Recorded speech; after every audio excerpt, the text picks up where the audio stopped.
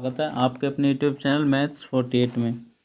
तो बच्चों, जो यूपी बोर्ड के बच्चे हैं उनके लिए बहुत ही बड़ी खबर निकल कर आ रही है सामने। जो यूपी बोर्ड है उसने अपना निर्देश जारी कर दिया कि आपको पेपर में कैसे कैसे लिखना, क्या क्या लिखना, किस हिसाब से लिखना। देखो ऊपर आप देख सकते हैं यहाँ पे हाई स्कूल परीक्षार्थी हेतु बोर्ड परीक्षा की तैयारी संबंधी हेतु महत्वपूर्ण सुझाव। उन्होंने अपना कुछ सुझाव दिए हैं कि आपको कैसे कॉपी लिखनी है और इस बार, और कैसे किस सब्जेक्ट की तैयारी करनी है। मैं आपको यूपी बोर्ड का दिखा रहा हूँ फिलहाल, ठीक है। इस तरीके से इंटर का भी कर देगा। उन्होंने ये यूपी एमएसपी पर प्रसारित किया है, वहाँ पे अपलोड किया है, वहाँ से जाकर डाउनलोड आप कर सकते हैं, ठीक है। आइए मैं देखो बता देता हूँ। सबसे पहला पॉइंट है इसमें कि माध्यम शिक्षा परिषद की आधिकारिक वेबसाइट, ये तो वही हो गया। दूसरे पे आ जाओ। परीक्षार्थी अपनी स्वयं की समय सारणी अवश्य बनाकर पढ़े, जिससे सभी विषयों को निर्धारित समय से पुनरावृत्ति हो सके। मतलब ये है कि परीक्षार्थी जो हैं अपने एक टाइम टेबल सेट करें, जिसके हिसाब से वे अपने हर सब्जेक्ट को डेली रिवीजन पे लें। उसके बाद नीचे की तरफ देखोगे तो ये हो जाएगा, यदि किसी विषय में कोई टॉपिक अवधारणा स्पष्ट ना हो तो उस पर समय विषय अध्यापक से संपर्क करें। जो कुछ नहीं आता उन्हें अपने क्लास में ज़रूर पूछें। उसके बाद पुनरावृत्ति के साथ देखो, ऐसे करके निर्देश काफ़ी दे रखे हैं, इन्हें तुम पढ़ लेना, ठीक है। मैं इम्पोर्टेंट दिखा देता हूँ। देखो इसमें जैसे यहाँ देखोगे आप, ये देखो खंडवार प्रश्नों के खंडवार ही लिखें, ठीक है। खंडवार प्रश्नों के उत्तर खंडवार ही लिखें। मतलब साफ साफ है कि जब आप खंड ख कर रहे हैं तो पहले ख के ही निपटा लें सारे क्वेश्चन, ठीक है।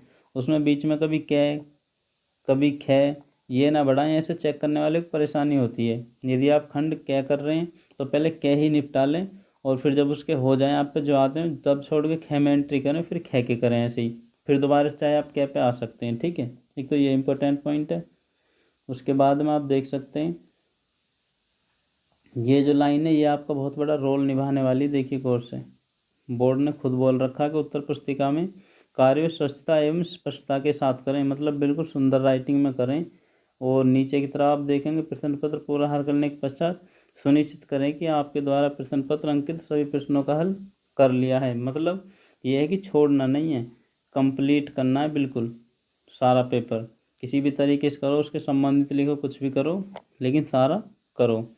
नीचे की तरफ आ जाइए। अब मैं दिखाता हूँ आपको सब्जेक्ट वाइज, ठीक है। ये वीडियो थोड़ी लंबी हो जाएगी क्योंकि इसमें मैं थोड़ा थोड़ा दिखाऊंगा तो अभी लंबी हो ही जाएगी। देखिए यहाँ पे हिंदी के लिए कुछ टिप्स दिए हैं यूपी बोर्ड ने, उनके लिए आप देख सकते हैं। हिंदी विषय के अंतर्गत गद्य पद, संस्कृत खंड, व्याकरण, काव्य सौंदर्य, खंड काव्य के निम्नलिखित ये सब कुछ आते हैं। तो उसमें लिखा गया प्रबंधन करने का संपूर्ण पाठ्यक्रम एवं एकाग्रतापूर्व पुनरावृत्ति करें। मतलब उसकी प्रैक्टिस करें डेली, एवं विषय को रटने के स्थान पर भली भांति समझने की कोशिश करें। यदि आप अंडरस्टैंडिंग अच्छी कर लेते हो, समझ लेते हो उसे, तो आपको फिर लिखने में आसानी होती है, ठीक है। क्योंकि लॉन्ग लॉन्ग क्वेश्चन है, रटने में थोड़ी परेशानी बनती है। उसमें ये आप पढ़ सकते हैं। मैं इसका लिंक डिस्क्रिप्शन में भी दे दूंगा, और इसको मैं अपने टेलीग्राम चैनल पर अपलोड कर दूंगा। क्योंकि ऐसा होता है लिंक के थ्रू चैनल पर जाने में थोड़ी प्रॉब्लम क्रिएट हो रही है टेक्निकल इशू। तो आप अपना टेलीग्राम ऐप ओपन करेंगे और उसके सर्चिंग बार में सर्च कर देंगे MATHS मैथ्स 48, ये विदाउट स्पेस है सारे। इतना सर्च करने के बाद में आप जैसे ही सर्च करेंगे मेरा ये यूट्यूब वाला लोगो आ जाएगा, दिख जाएगा आपको, नाम भी वही दिखेगा, और वहाँ पर अंदर जाकर आप इसे डाउनलोड कर सकते हैं। देखिए ये इम्पोर्टेंट रहने वाला है। आप मॉडल में भी देखते हैं कि जब भी आप लेखक की जीवनी या कवि की जीवनी करें तो इसका फ्लो चार्ट का ज़रूर यूज करें। कोने में अपना एक पेज में एक तरफ ये कर देना कि जन्म, नाम, और ये करके पहले ये एक बार में लिख देना है हाईलाइट, ताकि इसको चेक करने वाले को फिर आसानी होती हुई इसमें देख लेता पहले। बाकी बाद में जो लिखा होता है उस पर थोड़ी कम नज़र गिरता है। इससे तुम्हें फ़ायदा होने वाला है। तो ये इंपॉर्टेंट पॉइंट हो गया। और देखिए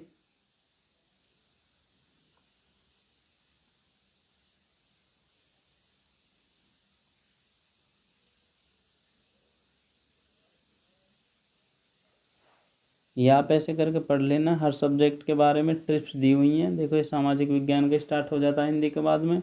इसके बारे में काफ़ी विस्तार से लिख रखा है इसे, एक एक लाइन को पढ़ना ध्यान से।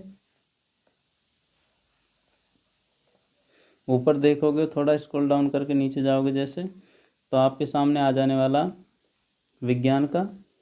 इसमें भी आपको पढ़ने के लिए मिल जाएगा, बहुत कुछ है। मैं एक दो लाइन बता देता हूँ जो इम्पोर्टेंट होने वाली है। देखो सबसे पहले लिखा हुआ कि ये देखो, अध्याय में दिए गए सूत्रों को सूचीबद्ध करके याद कीजिए। मतलब पहले लिख लीजिए चैप्टर वाइज और फिर उन्हें याद कीजिए। एक एक जो सूत्र याद हो आपके, एक एक सूत्र याद हो आपके, क्योंकि कोई सा सूत्र भी कोई से भी क्वेश्चन में लग सकता है। और साफ साफ फिर से बोला गया, प्रकरणों को फ्लो चार्ट द्वारा याद करें। मतलब आप एक हाईलाइट चार्ट बना लें और तरीके से उसे याद करें। आप देख सकते हैं ये एक और फिर से एक लाइन दोबारा बोलेगी। देखो, तथ्य को रटने के स्थान पर समझने की कोशिश करें। आप समझने पर ज़्यादा ध्यान दो, क्योंकि रटा हुआ भूल जाते हैं अक्सर। उसके बाद में परीक्षा कक्ष में देखिए क्या क्या सावधानी रखनी है आपको, ये मैं कुछ बता देता हूँ। आप देखोगे यहाँ पे सबसे पहले परीक्षा देते समय सर्वप्रथम प्रश्न को ध्यानपूर्वक पढ़ें। परीक्षा में प्रश्न को खंडवार हल कीजिए। फिर से एक ही बात, ये खंडवार का मतलब ये है कि आपके दो खंड होने वाले हैं, एक कै जिसमें 20 नंबर मिलेंगे आपको, और एक ख, ये आपके ऑब्जेक्टिव होने वाले हैं, और ये डिस्क्रिप्टिव। तो पहले खंड कै के ही करने, सारे कै के ही कर दो टोटल के टोटल, ठीक है, जो जो आते हों वो। फिर आप ख में एंट्री करना, ख के वो करो जो जो आते हैं, और फिर से आप दोबारा कै पे जा सकते हैं, लेकिन पहले वो करो जो आपके सही हों। उसके बाद में आंकिक प्रश्नों को हल करते समय प्रयोग किए गए सूत्र, प्रतीक, इकाई मतलब मात्रक, उसका ठीक तरीके से लिखें। ऐसा नहीं कि आपने मानो बल निकाला फॉर्मूला लगा के और 20 लिख के छोड़ दिया।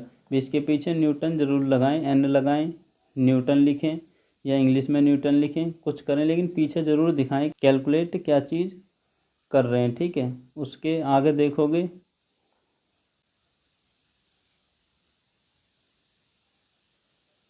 ये आप पढ़ लेना, ज़्यादा लंबा हो जाएगा सिस्टम, कुछ मैं आपको दिखा देता हूँ। उसके बाद होता स्टार्ट गणित का, ठीक है। गणित के लिए कुछ दिया हुआ, देखो यहाँ पर लिखा हुआ सर्वप्रथम गणित की अपनी सुविधा अनुसार बचे हुए दिवसों में तैयारी करें। कठिन टॉपिक पर ज़्यादा समय निर्धारित करें, क्योंकि जो कठिन टॉपिक है वो ज़्यादा समय लेंगे।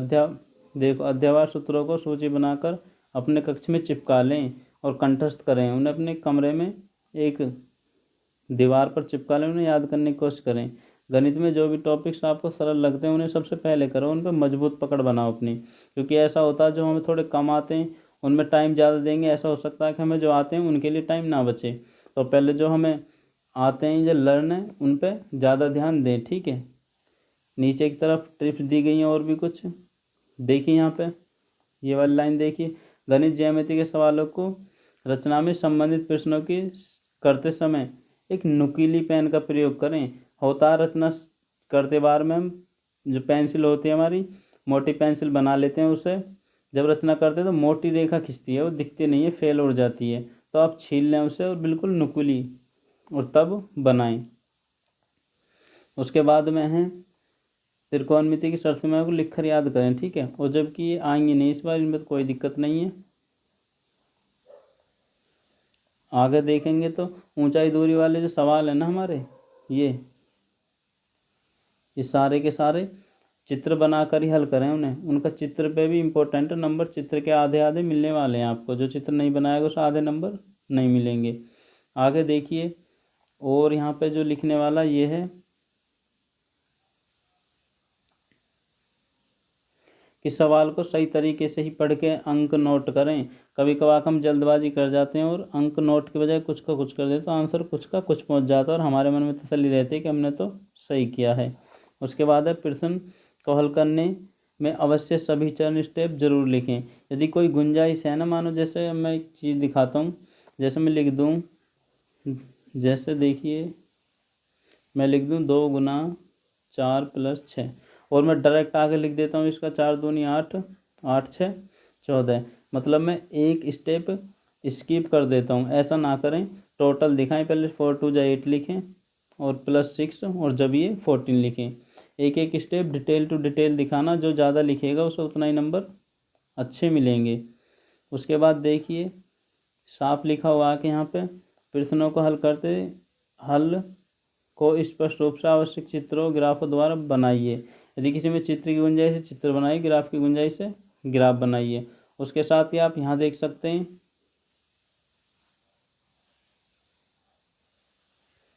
देखिए रफ कार्य उत्तर पुस्तिका के अंतिम पृष्ठ पर या दाहिनी ओर मार्जिन रेखा खींचकर करें। मैं दिखाता हूँ इसका मतलब क्या है। इसमें बोला गया, मानो देखो हमारे पास ये पेज होता, अब आपकी स्क्रीन पर जो दिख रहा ये पेज है, उसमें बोला गया एक ऐसे लाइन खींच लेनी है, ऐसे मार्जिन लाइन। मार्जिन लाइन का मतलब ये है कि आपको बीचों बीच ना खींच के थोड़ा ऐसे साइड में ले लेनी है। ठीक, यहाँ आपको रफ वर्क गिर देना ऊपर, ठीक है, और इसमें रफ काम कर लेना किसी भी पेज पे दाहिनी तरफ। इसमें आपने उत्तर देते रहना, लेकिन बोला गया रफ काम करने के बाद उसे एक बार ऐसे काट दें, उस पर साफ ऊपर रफ लिख रहा हो। ठीक है, ऐसा आप हर पेज पर करके कर सकते हैं, या फिर उन्होंने साफ साफ बोल रखा कि दाहिने पेज पर, ठीक है, अंतिम पृष्ठ पर करें। इससे तुम्हें फ़ायदा होता, तुम्हारे बीच बीच में कट पिट नहीं मिलेंगे, आपका रफ काम एक जगह हो जाएगा। ठीक, उसके साथ ही इसमें और चीज़ बोली गई है, डिटेल में पढ़ोगे जब तुम, तो मैं बता दूं। देखिए जैसा आपकी हेडिंग होंगी ना, हेडिंग ये जो हमारे शीर्ष होते हैं जब हम डालते हैं, ठीक है, उन्हें साफ साफ लिख रहा है इसमें कि कलर स्केच का यूज करें। जो हल्के कलर स्केच होते हैं काले नीले, ताकि वे अलग दिखें शीर्ष हमारे। ठीक है, पतले स्केच होते हैं पेन की तरह ही लिखते हैं वे, उनका यूज करें ताकि वे अलग से दिखें। उसी के साथ में यदि आपने कोई चित्र बनाया, ठीक है, कोई चित्र बनाया है तो उसमें कलरफुल पेंसिल का प्रयोग करें, कोई किसी कलर की हो कोई किसी कलर की, ताकि वे एकदम आकर्षित दिखें और अपना आकर्षण छोड़ सकें। तो ये सारी टिप एंड ट्रिक्स याद रखना और ये सब ध्यान में रखते हुए इसे करना, और इसे आप एक बार बैठ के अच्छी तरीके से डिटेल में पढ़ लें। आपको इसमें बहुत कुछ मिलने वाला जो आप अपने पेपर में उसका लाभ उठा सकते हैं। और ऐसे यूपी बोर्ड या CCSU की लेटेस्ट अपडेट पाने के लिए चैनल से जुड़ जाए, क्योंकि अब इस पर यूपी बोर्ड की इन्फॉर्मेशन या फिर इम्पोर्टेंट क्वेश्चन या जो भी कुछ न्यूज़ होगी वो आपको मिलने वाली है।